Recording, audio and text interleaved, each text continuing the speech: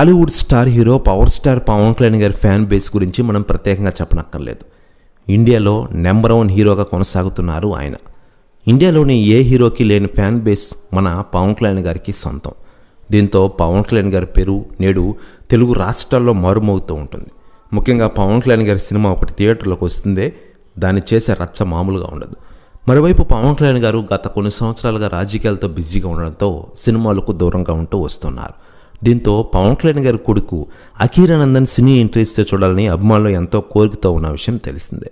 చాలా రోజులుగా అఖీరా సినిమా వస్తుందంటూ వార్తలు గుప్పమంటున్నాయి. మరోవైపు అఖీరానందన్తో సినిమా తీయడానికి డైరెక్టర్లు క్యూ కడుతున్న విషయం తెలిసిందే. తాజాగా డైరెక్టర్ ప్రశాంత్ నీల్ గారు సంచలన వ్యాఖ్యలు చేశారట అఖీరానందన్ సినిమా గురించి. ఆయన మాట్లాడుతూ పవన్ కళ్యాణ్ గారు గ్రేట్ పర్సన్. ఈరోజు వరుస సినిమాలతోనే కాకుండా రాజకీయాలతో బిజీగా ఉంటున్నారు ఆయన కొడుకు అఖీరానందన్ సినీ ఎంట్రీ ఇస్తే చాలామంది అభిమానులు చూడాలనుకుంటున్నారు.